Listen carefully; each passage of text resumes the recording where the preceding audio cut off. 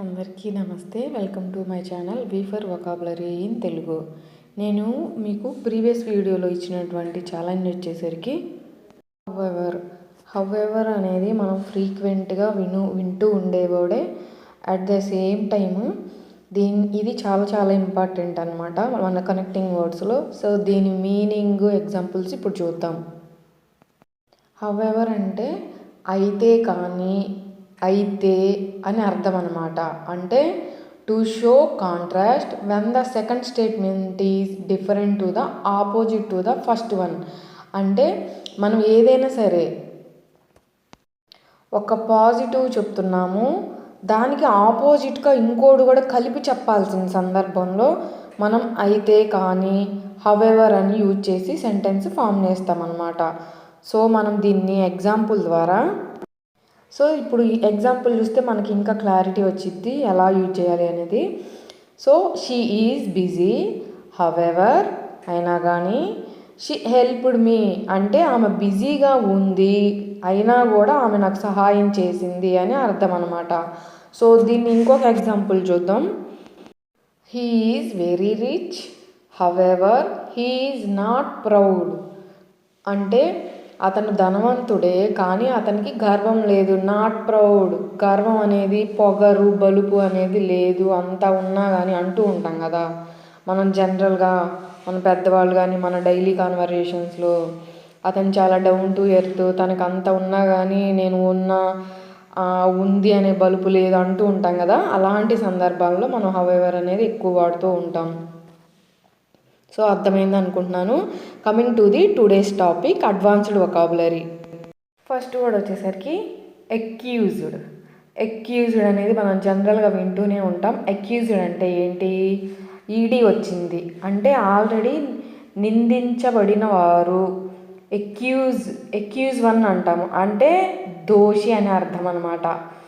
So ఆరోపించబడిన వారు, నిందించబడిన వారు, ఏదైనా తప్పు నేరం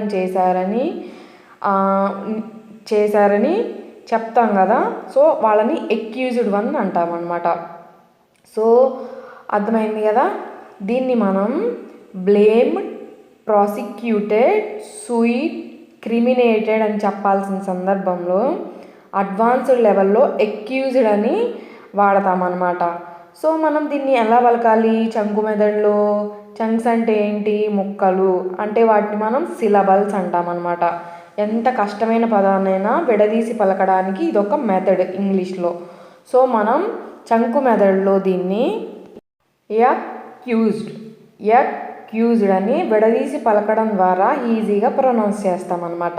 ఈ బాక్స్లో ఇచ్చింది చంకు మెదడు అండి. కొత్తగా సబ్స్క్రైబ్ చేసుకున్న వాళ్ళకి చెప్తున్నాను. సో ఈజీగా పలకడం కోసం ఇదొక మెథడ్ అనమాట. సో దీన్ని ఎలా పలకాలి? ఎక్యూజ్డ్ అని పలకాలి. సో దీన్ని మనం ఎగ్జాంపుల్ ద్వారా ఎలా వాడాలనేది ఇప్పుడు చూద్దాం. She accused him of lying అంటే ఆమె అతనిని అబద్ధం చెప్పాడు, నాకు అబద్ధం చెప్పాడని నిందించింది. అంటే ఇతను తప్పు చేశాడు అని చెప్పి ఆరోపించింది అని అర్థం అనమాట. ఇంకొక example, no one should be accused without evidence. No one should be accused without evidence అంటే ఆధారాలు లేకుండా ఎవరిని నిందించకూడదు అని అర్థం అనమాట. సో ఇప్పుడు అర్థమైంది కదా. నెక్స్ట్ వర్డ్ వచ్చేసరికి ఓమనస్. ఎలా పలకాలి? మళ్ళీ పలకండి నాతో పాటు. ఓమనస్ ఎలా పలకాలి? ఓమనస్ పలకాలి. సో ప్రొనౌన్సియేషన్ ఖచ్చితంగా మనం నేర్చుకోవడం అనేది చాలా ఇంపార్టెంట్. అందుకే ఇన్నిసార్లు నేను ప్రొనౌన్స్ చేస్తున్నాను. దీన్ని ఎలా పలకాలి? ఓమనస్ అని పలకాలన్నమాట. సో దీన్ని మనం అర్థం ఏమిటి అంటే అరిష్టం, అపశకున సూచికమైన లేదంటే అశుభ సూచికమైన అని అర్థం అన్నమాట. అర్థమైంది కదా. అంటే ఏదైనా ఒక ప్రమాదం కానీ ఒక చెడు సంఘటన జరగబోతున్నప్పుడు నాకు ఏదో చెడు జరగబోతుందని సంకేతం తెలుస్తుంది, ఇదేదో అశుభ సూచికంగా ఉంది అని మన పెద్దవాళ్ళు మన మనసు కొన్నిసార్లు చెప్తూ ఉంటుంది కదా, అనిపిస్తూ ఉంటుంది ఇదైతే ఇప్పుడు జరగబోయేది, నేను చేయబోయేది అంత కరెక్ట్గా అనిపించట్లేదు అన్న సందర్భాలలో మనం అడ్వాన్స్డ్ లెవెల్లో ఓమనస్ అనే వొకాబులరీని వాడతామన్నమాట. జనరల్గా అయితే దీన్ని మనం థ్రెటనింగ్, ఇన్ యాస్పీషియస్ అన్నమాట. సో ఇలాంటి సందర్భంలో అడ్వాన్స్ లెవెల్లో మనం ఓమనస్ అని వాడతాము.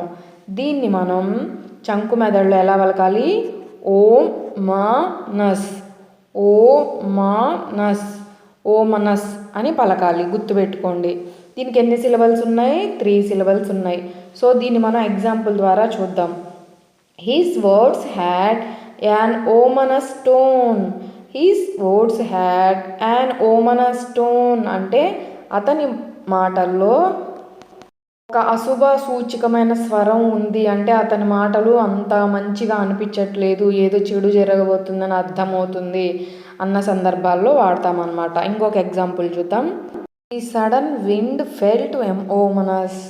ది సడన్ విండ్ అంటే గాలి, ఫెల్ట్ ఓమనస్ అంటే అకస్మాత్తుగా వీచిన గాలి ఒక అపశకున సూచకంగా అనిపించింది అని అర్థం అన్నమాట. సో అర్థమైంది కదా. నెక్స్ట్ వర్డ్ వచ్చేసరికి ఇమలేషన్. దీన్ని ఎలా పలకాలి? ఇమలేషన్ అని పలకాలి. ఇమ్మోలేషన్ అనేది రాంగ్ ప్రొనౌన్సియేషన్. ఎలా పలకాలి? ఇమలేషన్. నాతో పాటు కలిపి పలకండి, ఇమలేషన్ అని పలకాలన్నమాట. సో ఇమలేషన్ అంటే ఏంటి? దహనం చేయటం, బలివ్వడం, త్యాగంగా తగలబెట్టడం, ఒక బలిచ్చే చర్య అన్నమాట. ఇమలేషన్ అనేది బలిగా అర్పించడం అని అర్థం. సో మనం జనరల్గా contribution, donation, victim, sacrifice, offering అని చెప్పాల్సిన సందర్భంలో ఇమలేషన్ అని అడ్వాన్స్డ్ లెవెల్లో వాడతామన్నమాట. దీన్ని మనం చంకు మెదడులో ఎలా పలకాలి? చంకు మెదడులో విడదీసి ఎలా పలకాలి దాన్ని యూజ్ చేసి చూడండి. ఇమలేషన్, ఇమలేషన్, ఇమలేషన్ అని విడదీసి పలకడం ద్వారా ఈజీగా ప్రొనౌన్స్ చేయొచ్చు. దీన్ని మనం ఎగ్జాంపుల్ ద్వారా ఎలా చెప్పాలి, ఎలా మనం ఇంగ్లీష్లో మాట్లాడాలి దీన్ని యూజ్ చేసుకొని అనేది ఇప్పుడు చూద్దాం. He died by immolation. He died by immolation. అతను తగలబడిపోవడం వల్ల చనిపోయాడు అని అర్థం అన్నమాట. డైడ్ బై అంటే తగలబడిపోవడం వల్ల చనిపోయాడు అని అర్థం. ఇంకొక ఎగ్జాంపుల్ వచ్చేసరికి she burn herself in immolation. She burn herself in immolation అంటే ఆమె తనని తానే బలిచ్చుకుంది, అంటే తనని తానే దహనం చేసుకుంది అని అర్థం అన్నమాట. సో ఇలాంటి సందర్భాల్లో మనం ఇమలేషన్ అనే అడ్వాన్స్డ్ వొకాబులరీని వాడతాము. నెక్స్ట్ వర్డ్ వచ్చేసరికి బిడ్. బిడ్ అంటే మనందరికీ తెలుసు, ఉదయం లేచిన దగ్గర నుంచి వింటూనే ఉండే పదమే, కానీ ఇంగ్లీష్లో ఏమంటాం ఇప్పుడు చూద్దాం. బిడ్ అంటే వేలం పాట, పాట పాడటం. ఇప్పుడు అర్థమైంది కదా. బిడ్ అంటే వేలం పాట. మన కూరగాయల మార్కెట్కి వెళ్తే తెలుసు కదా, రోజు జరిగేది అదే. ఓకేనా. కూరగాయల మార్కెట్ అనే కాదు, ఎన్నో చేస్తారు వేలం పాటలో, ఎన్నో బిజినెస్లు చేస్తారు. సో అదొక్కటే కాదు. సో దీన్ని మనం ఆఫర్, ట్రై, స్టాబ్ అని చెప్పాల్సిన సందర్భంలో మనం అడ్వాన్స్డ్ లెవెల్లో బిడ్ లేదంటే బిడ్డింగ్ అంటే వేలం పాట వేస్తున్నారు అని అర్థం. సో దీన్ని మనం ఎలాంటి సందర్భాల్లో ఆఫర్, ట్రై, స్టాబ్ అని చెప్పాల్సిన సందర్భంలో అడ్వాన్స్డ్ లెవెల్లో వాడతాం. దీన్ని ఎలా పలకాలి మనం? బిడ్. బిడ్ అనేది సింగిల్ సిలబలే అండి. సో చంకు మెదడులో బిడ్ అని పలకాలి. సో దీన్ని మన ఎగ్జాంపుల్ ద్వారా we're bidding for the new project. We're bidding for the new project అంటే మేము ఒక కొత్త ప్రాజెక్టు కోసం వేలం పాట వేసాము అని అర్థం అనమాట. కాదు, వేస్తున్నాము అనేది అర్థం. బిడ్డింగ్ కదా, కంటిన్యూస్ టెన్స్ ఇక్కడ జరుగుతుంది. సో ఇది స్మాల్ కరెక్షన్. బిడ్డింగ్ అంటే వేలం పాట వేస్తున్నాము అని అర్థం. నెక్స్ట్ ఇంకొక ఎగ్జాంపుల్ చూద్దాం. Bidding started at 5,000 rupees. Bidding started at 5,000 rupees. ఈ వేలం పాట అనేది 5,000 రూపాయలతో మొదలు పెట్టాము అని అర్థం. అంటే మేము బిడ్డింగ్ అనేది 5,000 రూపాయలతో ఫస్ట్ స్టార్ట్ చేస్తున్నాము అని అర్థం అన్నమాట. నేను మీకు ఒక క్వశ్చన్ అడుగుతున్నాను. బిడ్ ఫేర్వెల్ అంటే ఏంటి అర్థం చెప్పండి. బిడ్ ఫేర్వెల్ నెక్స్ట్ వీడియోలో దానికి అర్థం అనేది నేను చెప్తాను. ఎంతమంది కరెక్ట్గా ఆన్సర్ చేస్తారు, కనీసం ట్రై చేస్తారు, తప్పైనా పర్వాలేదు కామెంట్ చేయండి. మీ కామెంట్స్ అనేవి చాలా వాల్యుబుల్. ఇంకొకటి లాస్ట్ వీడియోలో సోకి బికాజ్కి ఎలాంటి కండిషన్లో వాడతాము, దాని డిఫరెన్స్ ఏంటి అని అడిగా. నాకైతే ఒక్కళ్ళు కూడా ఆన్సర్ చేయలేదు. ఈ వీడియో కాకుండా నెక్స్ట్ వీడియోలో మీకు 2 డిఫరెన్సెస్ కమింగ్ వీడియోలో వచ్చింది. సో చూడండి. సో నెక్స్ట్ వర్డ్ వచ్చేసరికి గ్రీవెన్సెస్. ఎలా పలకాలి? గ్రీవెన్సెస్ అని పలకాలి. అంటే గ్రీవెన్సెస్ అంటే మనోవేదనలు, ఫిర్యాదులు, ఆక్షేపణలు. అంటే మనకి ఒక మనిషితో ఉన్న ఒక మానసిక ఇబ్బంది అనమాట. అలాంటి సందర్భాలలో మనం గ్రీవెన్సెస్ అనే అడ్వాన్స్డ్ వొకాబులరీని వాడతాం.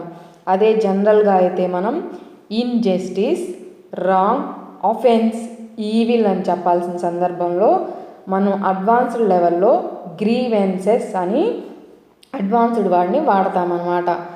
మనం దీన్ని చంకు మెదడులో ఎలా పలకాలి చూడండి. గ్రీవెన్సెస్, గ్రీవెన్సెస్ అని పలకాలి. సో ఇలా పలకడం ద్వారా ఏంటంటే ఈజీగా ప్రొనౌన్స్ చేస్తాం, ఎలా నోరు తిరగని వాటిని కూడా. సో చంకు మెదడు వల్ల యూజ్ అదనమాట. సో ఎగ్జాంపుల్ ద్వారా ఇప్పుడు చూద్దాం. The workers shared their grievances.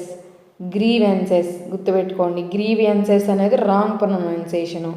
So కార్మికులు తమ ఫిర్యాదులు చెప్పారు. షేర్డ్ అంటే ఆల్రెడీ జరిగిపోయింది, సో చెప్పారు అని అర్థం. సో నెక్స్ట్ ఎగ్జాంపుల్ వచ్చేసరికి we must listen to people's grievances. అంటే ప్రజల బాధలను వినాల్సిన అవసరం ఉంది. ఇప్పుడు జనరల్గా మన రాజులకి, మన పొలిటీషియన్స్కి చెప్తూ ఉంటాం కదా, ఫిర్యాదులు, సమస్యలు, ఆరోపణలు, ఆక్షేపణలు ఇవన్నీ కూడా వాటి కిందకే వస్తాయి. సో ఇది అర్థం అన్నమాట. ఈరోజు మీకు ఇవ్వబోయే ఛాలెంజ్ వచ్చేసరికి ప్రెషస్. దీన్ని మనం ప్రొనౌన్సియేషన్ రాంగ్ ప్రొనౌన్స్ చేస్తున్నాం. దీని ఎగ్జాంపుల్స్, దీని అర్థం నెక్స్ట్ క్లాస్లో నేర్చుకుందాం. సో మనం ఈరోజు ప్రెషస్ అంటే అర్థం ఏమిటి, కనీసం 5 మెంబర్స్ అన్నా కరెక్ట్ ఆన్సర్ చేస్తారని అనుకుంటున్నాను. ఖచ్చితంగా కామెంట్ చేయండి. మీ కామెంట్స్ అనేవి నాకు చాలా వాల్యుబుల్. సో మీకు ఈరోజు వీడియో అర్థమైంది, అందరికీ యూస్ఫుల్ అనే అనుకుంటున్నాను.